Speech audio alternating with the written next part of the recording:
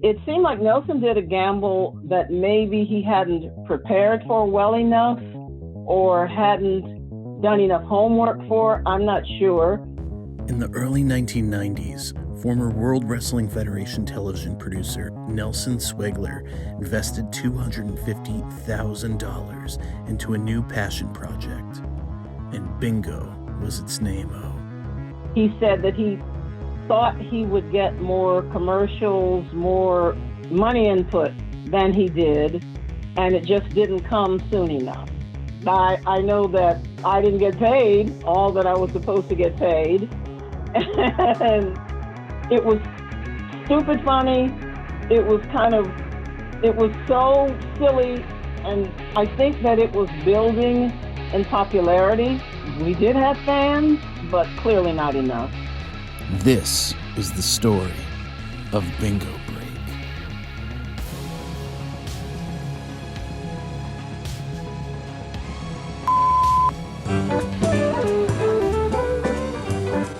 It's time for the Bingo Break with your hosts, Bob Morella and Caron Tate.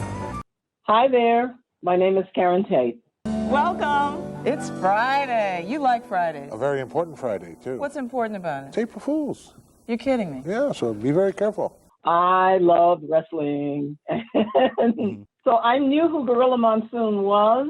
Like, I remember some of the guys at school would call each other Dick the Bruiser. Yeah. There was a St. Louis guy who was kind of like a local or area equivalent of Gorilla, and he was called the Giant, I think it was the Giant Baba, I believe it was. Seeing him in the suit and whatnot, you wouldn't have just instantly made that connection at all.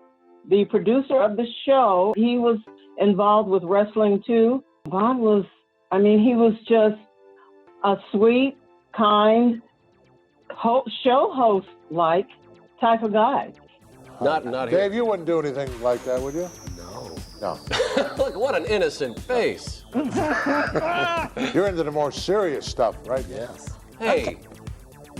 What happened? Did you just see what happened? Bob. I didn't see that. What? Somebody's messed with my glass here. Is there a hole in it? Dribble cup. Yeah, I guess you missed it. Couldn't have been old innocent Dave. Folks teach you anything? They teach you how to drink? You don't have anything to do with this, do you, Bob? Are you kidding? He didn't come across as a big old personality, crazy, not at all. I think I was probably a lot louder and sillier and more animated than he was. I understand we've got a hot game, so we went, let's get it going. Alrighty. That was not me, pal.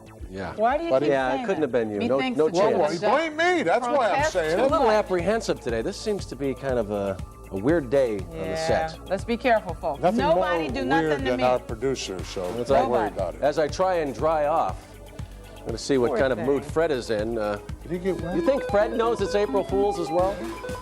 Good morning, Fred. What game are we going to be playing? Do you remember Sean Mooney? Well, Yeah, and I remember that he did that, but honestly, I did not remember that he was also involved in wrestling. I really didn't. We had on a person with trained dogs, and I remember sitting there with the doggies on either side, and one of them kept going after the other one behind our back. And I remember one time we had people from a restaurant, and they came on and they brought us samples, and we tried the food, and we had sort of celebrity-ish people, psychics. And they told Sean some things that really surprised him. It was just kind of a variety, who knows what you're going to get show. Next one is G49. G49. I started at Howard in D.C., and which is how I ended up in the D.C. area. I was a working actor in the D.C., Baltimore, Virginia area, D.C., Maryland, Virginia. Baltimore TV and radio watchers, listeners at the time would have known me because I did Evening Magazine on one of the Baltimore stations, and I did a show called Getting to Know Me. It was a a PBS family show. Why won't she go in?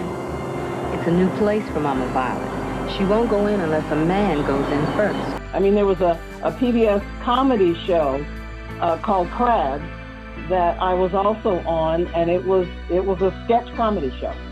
Do you know anybody else that's addicted to mail order catalogs?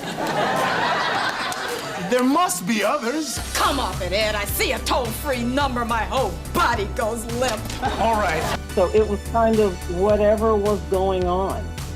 Oh, he's back. Frankie. Why is he back. back I don't again? know. He's doing something to that epic photo or painting there. He's here due to a diminishing number of requests, I might add. That was David Du Bois, and David Du Bois is still a working actor in the Baltimore area. He's always doing something. He wrote this song called "Crabs for Christmas" that apparently is still very popular in the Baltimore area. Oh, I want crabs for Christmas. Oh, only crabs will do. Oh, I want crabs for Christmas. My Christmas wish will come true. That was worse than the first time. Is there a psychic around here? Excuse me. Is there anybody who's a psychic? Yes, but we're trying to do a show here. The psychic is here. Right? I'm the Please. astrologer. You're the astrologer. This is the astrologer. This is hi. Hi, I'm Caron. Bobby Heenan with World Championship Wrestling. Oh. Well, speaking of funny, one episode had Bobby the Brain Heenan, who was Gorilla's sidekick. They were kind of like a famous comedy team, at least in the world of wrestling. And Bobby had left. That was the foot thing. The foot, yeah, there's a foot The foot. sidekick. I thought he really needed a psychic. That's all right because I'm You think it's massaging Peter his feet. Ticklish? No, Let's no, see. no. I'm trying to relax his body. Oh, it's working. Yes. You know, he's got really hyper energy, but he can be quite a cream puff. And Bingo Break was actually the last time the two had ever appeared on camera together. Oh, I didn't know that. Huh. Okay. And get your foot red. No. Right. Well, they can do that, How obviously. do they contact you now? How to contact me? They leave a number over this dispenser in the Newark bus station.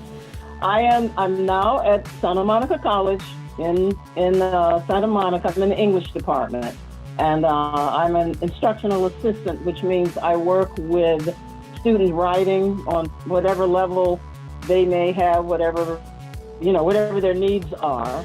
And but I co-wrote a book with an Australian author, and it's called Psalm, Psalm, Psalm like from the Bible. And thank you. What's fun? Yeah, thank you so much. You don't want to stay around here. Bingo Break is an ITI Watch production. that tie. Watch that tie. The Wrestling Club with Darren and Brett. We've got a show that you'll never forget.